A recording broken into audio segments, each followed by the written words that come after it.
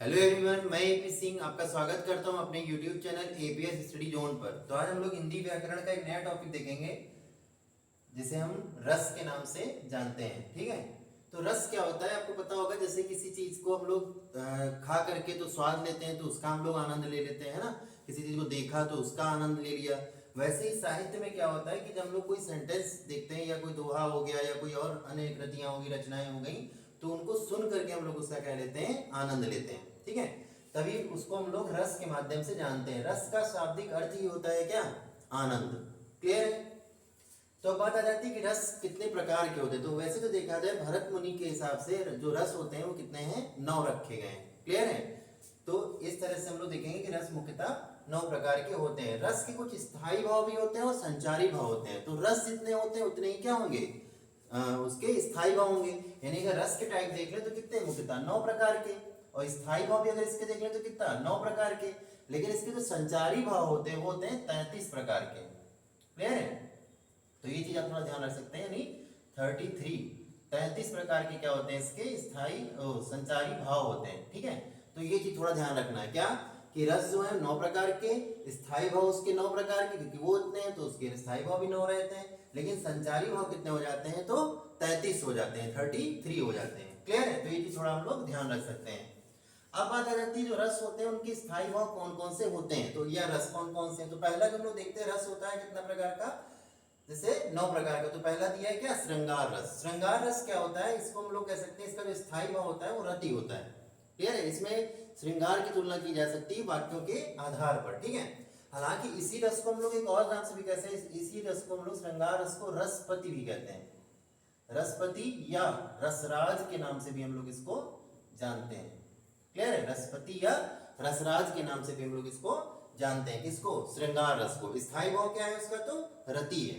Clear है। अच्छा, फिर आ जाता है आपका क्या, हास्य रस। हास्य रस का जो स्थायी भाव होता है वो क्या होता है, हास होता है। ठीक है, हास्य रस का स्थायी भाव क्या हो जाएगा, हास हो जाएगा। ठीक है, फिर आता है करुण रस। करुण रस का स्थायी भाव क्या होता है, शोक होता है। हास्य में क्या है आपको पता है, हंसने संबंधी काव्य की रचना की जाती है ना, जिसको सुन करके हंसी आए, है ना, इस तरह से। करुण में क्या होता है, करुणा व्यक्त की जाती है, यानी कि उसमें शोक का माहौल रहता है, तो उसको हम लोग कह देते हैं, उसका स्थायी भाव बन जाता है करुण का क्या, शोक हो जाता है। रौद्र, रौद्र का मतलब क्या, वैसे तो रौद्र होता है भगवान शिव के नाम को बोलते हैं हम लोग, है ना, रुद्र रूप कह देते हैं ना। तो यहाँ पे लेकिन क्या है, रौद्र। रौद्र मतलब का होता है क्या, क्रोध से हो जाता है। रौद्र और रुद्र में अंतर है। रुद्र कह देते हैं किसको, भगवान शिव का नाम रहता है। रौद्र जो होता है वो क्या है, क्रोध से, क्रोध को व्यक्त करता है। ठीक है, तो यहाँ पे हम लोग कहेंगे क्या, रौद्र किसका नाम हो गया, रौद्र का जो स्थायी भाव हो गया क्रोध। वीर का क्या होता है, तो उत्साह होता है। ठीक है, यानी उसमें आप क्या कर सकते हैं, एक्साइटमेंट आपकी दिखती रहती है, या वीरता के साथ आप क्या करते हैं, उस चीज को व्यक्त कर सकते हैं, उस भावों को व्यक्त कर सकते हैं। तुम लोग कह सकते हैं वीर का जो स्थायी भाव होता है क्या होता है, उत्साह। फिर आता है भयानक। भयानक रस तो क्या है, इसका स्थायी भाव क्या हो जाएगा, भय। यानी यहाँ पे क्या हो जाएगा, डर की जो अनुभूति होती है वो इस वाक्यों में होती है। तो उस तरह के रस को जो स्थायी भाव होता है उसको हम लोग भय कहते हैं। यानी भयानक जो रस है उसका स्थायी भाव क्या हो जाएगा, भय।